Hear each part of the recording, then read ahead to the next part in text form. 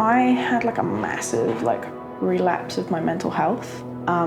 So that was like how it was for me personally. But I know that especially a lot of young women my age, we all didn't deal with that very well. We stopped reaching out to people. It was almost just this sense of numbness that just washed over you.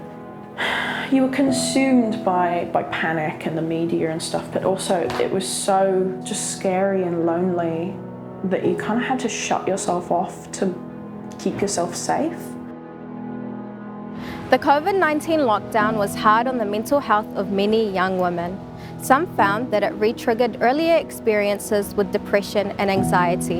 In Ōtautahi Christchurch, some said that their negative emotions had their origins with the Canterbury earthquakes and the mosque shootings. They described similar feelings of depression and anxiety, feeling unmotivated and isolated. The lockdown period was a period where they described feeling numb.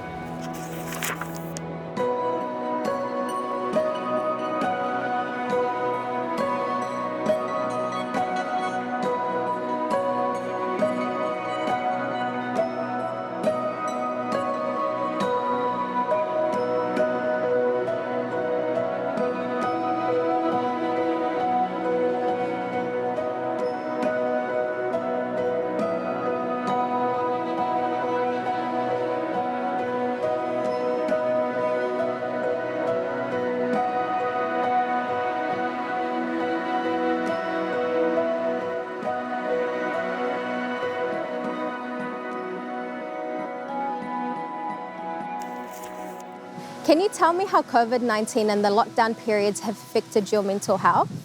So those lockdown periods greatly affected my mental health. For me, it brought back a lot of childhood memories of being kind of locked in and isolated. And so it definitely kind of brought me a lot more anxiety and depression during that time. And yeah, I felt very lonely. We didn't really know what we were doing in lockdown the first time around, so kind of having that connection with other people outside your household was still experimental type thing. So yeah, it was quite severe, but as all things, it got easier with time. What did you do to improve your mental health during those times? So I did pretty much everything I can think of to keep my brain entertained. I just listened to a lot of music. I got to know the people I was living with really well, a lot of board games, and just said, okay, everything that I felt like I've never had time for, I'm going to just spend this time staying safe and using my time for that. What can young women do when their mental health is affected by things like the COVID-19 lockdown? So I think the biggest factor of it all is that sense of isolation. So I would encourage young people to go out and try and make as many connections in the community as they can. There is a whole world of things that you can volunteer for, and you just meet so many wonderful people. And then suddenly, even if you're at home and you have to stay self-isolated, you don't feel so alone because there are so many people checking up on you all the time. Yeah, connection and community.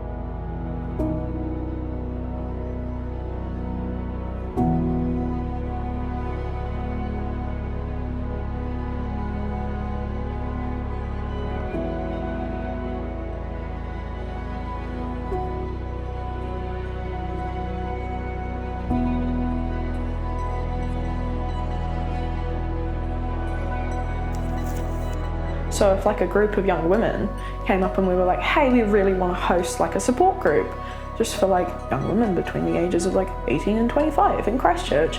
However, we'll need like a place to meet and maybe a little bit of funding to just like get ourselves off of our feet and just to do little activities and things. It would be so nice if somebody would actually take the time to be like, oh yeah, that's a worthwhile investment. Because I think we forget that there's just not a lot out there for like the support and the mental health and the well-being of young people.